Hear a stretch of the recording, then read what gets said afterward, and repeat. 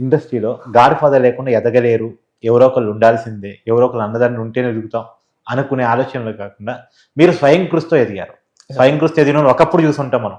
ఎన్టీఆర్, ఏఎన్ఆర్, చిరంజీవి, సోహన్ బాబు, కృష్ణ, సరే అది హీరోల గురించి సహజంగా కూడా. కానీ ఇప్పుడు కూడా మీరు ఈ మధ్య కాలంలో స్వయం కృషితో ఎదిగి నిరూపించుకున్న కొరియోగ్రాఫర్ ఇండస్ట్రీలో. గాడ్ ఫాదర్ లేకుండా ఎదగొచ్చని మీరు చెప్పదలుచుకున్నారా? అంటే సార్ మనకి గాడ్ ఫాదర్ దేవుడు సార్. అంటే ఆయనకి మించిన ఎవ్వరు లేరు సార్. అది నిజమే, కానీ ఇండస్ట్రీలో మాత్రం కొంతమంది ఉంటేనే ఎదుగుతారు అనేది ఉంది. అలాంటి దేవుడిని నమ్ముకుని వచ్చిన తర్వాత ఇండస్ట్రీ అనేది గాడ్ ఫాదర్ సార్. ఓకే, అంటే ఇండస్ట్రీ అనేది గాడ్ ఫాదర్. అంటే మీకు ఇండస్ట్రీలో వచ్చిన తర్వాత ఇండస్ట్రీలోంచి అవకాశాలు ఉన్నాయి, మీరు వర్క్ చేయడానికి మీకు అవకాశాలు ఉన్నాయి. ఇప్పుడు సార్ ఇప్పుడు మన ఒక షాప్ ఉంటేనే కదా సార్ కొనడానికి వెళ్తాం, ఒక గేమ్ ఓపెన్ చేస్తేనే కదా మనం ఆడడానికి వెళ్తాం, ఆడి గెలుచుకోవడానికి వెళ్తాం.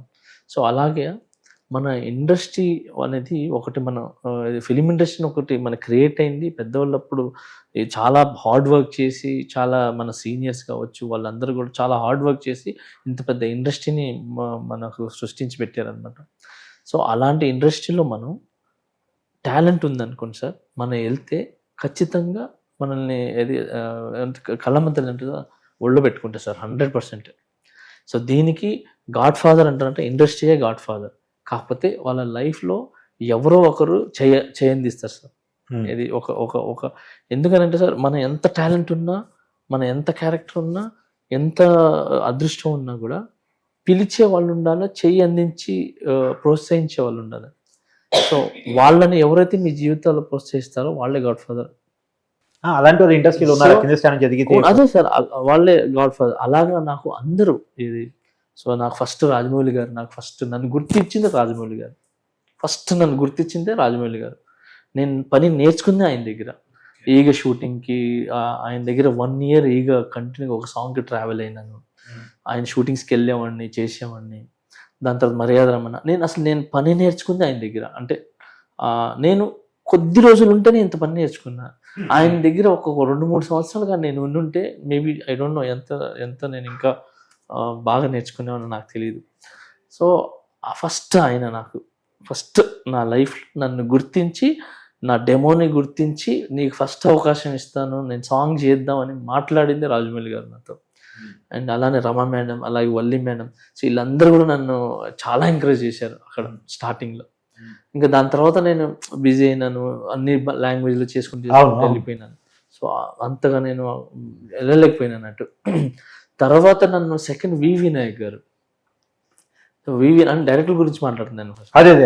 వివి నాయక్ గారు, ఆయన నన్ను ఫస్ట్ చేయందించి నేనున్నాను అని చెప్పి ఒక నాయక్ దాంతో నేనున్నాను సినిమా అంటే పెద్ద డైరెక్టర్ కదా సార్ ఆయన. ఫస్ట్ నాకు సెకండ్ ఆయన.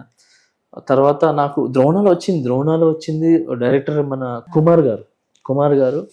అండ్ అలానే ఇది మన రచ్చ సంపత్ నంది గారు. ఫస్ట్ సంపత్ నంది గారు నన్ను ఎంకరేజ్ చేశారు.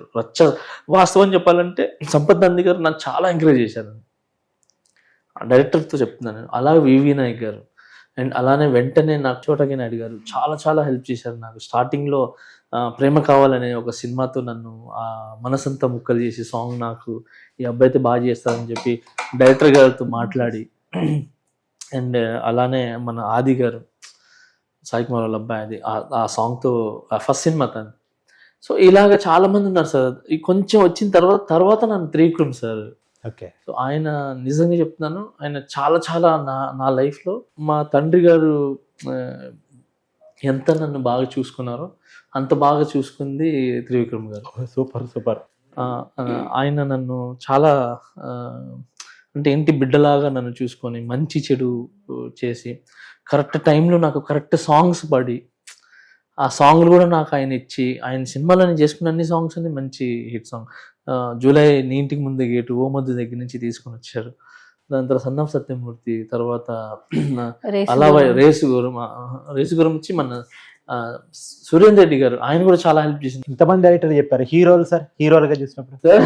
సార్ మీరు గాడ్ ఫాదర్ అని అడిగారు కదా, సో ఎలా దానికి నేను అయిపోతుందంటే చెప్తున్నాను అంటున్నా. మనకి ఛాన్స్ ఇచ్చిన ప్రతి ఒక్కరు గాడ్ ఫాదర్. నేను అదే అన్నాను 100% సార్. మనకు ఎవరైతే టాలెంట్ ని గుర్తించి అరే మేము ఉన్నాము, నీ టాలెంట్ చూపించు, నువ్వు ఎదుగు అని చెప్పి ఎవరైతే భుజం తడతారో, ఎవరైతే మనల్ని ఎంకరేజ్ చేస్తారో వాళ్ళందరూ గాడ్ ఫాదర్స్ సార్. అలాగే అందరూ ఉన్నారు సార్, నేను చెప్పుకోపోతే చాలా ఉన్నారు సార్. నాకు producers ఉన్నారు, ఇంతమంది గాడి ఫాదర్ ఉన్నారు, directors కానీ ఒక డైరెక్టర్ కి ఒక హీరోకి మీరంటే కోపం అని టాక్ బయట. ఎవరు సార్? ఆ, సీసీ అలా అయినా సార్, అందరూ ప్రేమిస్తారు సార్, అంతేనా? అందరూ ఇష్టపడతారు సార్. అలా అయినా సార్. ఓకే. అవన్నీ ఏమో సార్, అవన్నీ కూడా ఏమంటారు అనుకుంటా ఉంటారు, బట్ అలా ఏం లేదు సార్, అందరూ కలిసి ఉండాలి సార్. సరే, మీ పార్ట్ 2 జర్నీని ఇండస్ట్రీ ఎలా రిసీవ్ చేసుకుంటుంది? గతంలో ఎలా రిసీవ్ చేసుకున్నారు, అలానే రిసీవ్ చేసుకుంటున్నారా? ఏమన్నా తేడా కనపడుతుందా? సో పార్ట్ 2 ఏం లేదు సార్, పార్ట్ 1 సార్ ఇది.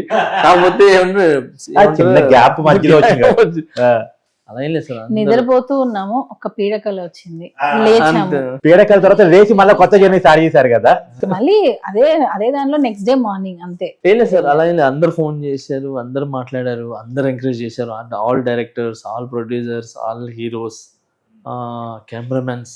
సరే, మీరు బయటకు వచ్చిన తర్వాత రామ్ చరణ్ మొదటి కాల్ చేసినట్టు మాకు తెలుసు. సార్ ఆ, నిజమో కాదో మీరే చెప్పాలి, చేసి ఏమన్నారు?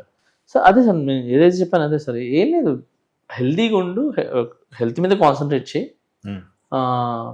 ఇదంతా డిస్టర్బెన్స్ ఏదైతే ఉందో దాని మీద ఏం కాకుండా ఫ్యామిలీతో కొంచెం బయటికి వెళ్ళి ఫ్యామిలీని బాగా చూసుకో, ఫ్యామిలీతో ఉండు, తర్వాత వర్క్ మీద కాన్సన్ట్రేట్ చేయి.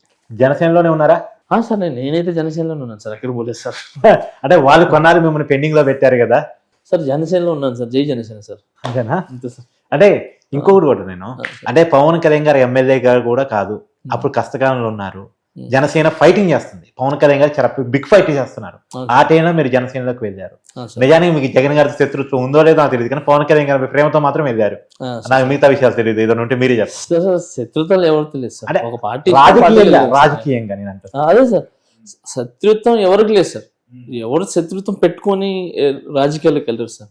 ఒక పార్టీ నచ్చుతుంది, ఆ పార్టీలోకి వెళ్తే సామాజిక న్యాయం జరుగుతుంది, లేదంటే అందరికి న్యాయం జరుగుతుంది, లేదంటే ఆ పార్టీ ద్వారా మనం అనుకునే సహాయం చేయొచ్చు. ఇలాంటిది ఏదైనా అనుకుంటే ఎవరికి ఏ పార్టీ నచ్చుతుందో ఆ పార్టీని చూస్ చేసుకొని వెళ్తారు. నాకేంటంటే నేను ఇప్పటి నుంచి కాదు సార్, నేను ఈ కామన్ మ్యాన్ ప్రొడక్షన్ ఫోర్స్ ఎప్పుడైతే ఉందో అప్పటి నుంచి నేను ఒక నెంబర్ని సార్. ఇది కళ్యాణ్ అన్న ఎప్పుడైతే ఈ కామన్ మ్యాన్ ప్రొడక్షన్ ఫోర్స్ పెట్టారో దాని నుంచి నేను నెంబర్ని అప్పటి నుంచి. సో అది కాస్త ఇప్పుడు జనసేన అయింది సార్. ఈ మధ్య కాలంలో పవన్ కళ్యాణ్ గారితో మాట్లాడే ప్రయత్నం చేశారా, మాట్లాడారా? సార్ నేను ఇంకా ఆయన బిజీగా ఉన్నారు సార్, ఆయన దాంట్లో ఆయన బిజీగా ఉన్నారు, చేస్తున్నారు. సో నేను కూడా నా వర్క్, నా రిహార్సల్స్, నా అన్ని కూడా బిజీగా ఉన్నాను సార్. సో అలా ఏం లేదు సార్, సూన్ మీరు స్టేజ్ మీద చూస్తారు. లేదు, పవన్ కళ్యాణ్ గారు సినిమాలో కూడా మళ్ళీ యాక్టివ్ అయ్యారు, మళ్ళీ మీ పాటలో మీరు ఆయన దగ్గరికి వెళ్ళాల్సి వచ్చింది తప్పనిసరిగా నాకు తెలిసి. సార్ వస్తే ఖచ్చితంగా చేస్తాం సార్. అలా ఏం లేదు సార్, ఆయనతో వర్క్ చేయడం అనేది అదృష్టంగా ఫీల్ అవుతుంది సార్. ఎందుకంటే ఆయన రాజకీయాల్లో రాకముందు నుంచి హీరో అంటేనే మాకు చాలా బాగా ఇష్టం. ఓకే సార్, దాని తర్వాత పవన్ కళ్యాణ్ గారు ఎప్పటి నుంచి పరిచయం మీకు, ఏ సినిమా నుంచి ఆయనతో? సార్ ఇక్కడ నెల్లూరు నుంచి నాకు ఇది సార్, బట్ నేను ఆయనకి అంటే నెల్లూరు నుంచి పరిచయాలు ఉన్నాయి.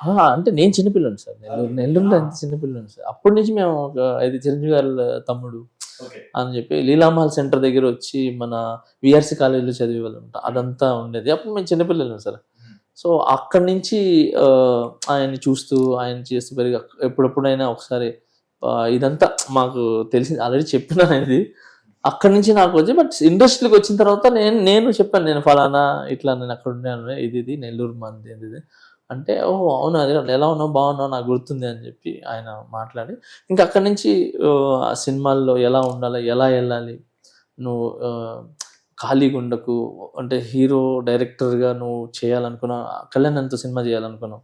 ఓహో, కళ్యాణ్ గారితో సినిమా చేద్దాం అనుకున్నారు. సో ఆ డైరెక్షన్ చేయాలనుకున్నా కాబట్టి కొంచెం బిజీగా ఉన్నాము. సో ఈ బిజీ డేట్స్ అన్నీ ఖాళీగా లేవు. ఈ టైంలో మీరు ఖాళీగా ఉండకుండా ఇంకేదైనా చేయండి. సో ఈ లోపల మీరు అందుకోవచ్చు అని చెప్పి ఆయన ఇచ్చే సజెషన్స్. సో ఆ టైంలో మేము కొరియోగ్రాఫర్గా బంగారు గోబెట్ సాంగ్ పెట్టడం, ఇంకా ఆ త్రూ మనం వెళ్ళటం. సో ఈ విధంగా నా లైఫ్ జర్నీ స్టార్ట్ అయింది. బట్ కళ్యాణ్ అన్నం నాకు ఫస్ట్ నుంచి ఒకటే చెప్పేవాళ్ళు, ఏది చేసినా హానెస్ట్గా ఉండు, హానెస్ట్గా చేయి, ఫోకస్ ఆన్ యువర్ వర్క్.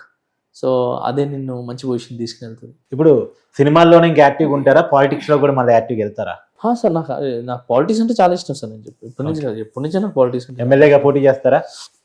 అవకాశం ఇస్తే ఖచ్చితంగా చేస్తాను సార్. అవునా? సో ప్రార్థించండి సార్. ఖచ్చితంగా. అంటే ఏ పార్టీ అవకాశం ఇచ్చినా జనసేనలో మాత్రమే కావాలా? సార్ జనసేన నుంచి చేయాలనుకుంటున్నాను సార్. అంతే, ఫిక్స్డ్. Fix sir. కాకపోతే ఈ టైంలో అదే సార్, నేను ఇప్పుడు ఉన్న దానికి సార్ నేను పార్టీ కార్యకలాపాలకి కొంచెం దూరంగా ఉన్నాను కాబట్టి నేను ఎక్కువ ఇన్వాల్వ్ అవ్వట్లేదు. ఎందుకంటే నేను గౌరవిస్తున్నాను వాళ్ళు ఏదైతే వాళ్ళ ఆదేశాలు ఉన్నాయో నేను దాన్ని గౌరవిస్తున్నాను. అందుకే ఎక్కడ మాట్లాడలేదు. బట్ ఎప్పుడు గుండెల్లో ఉంటుంది, ఎప్పుడు ఉంటుంది.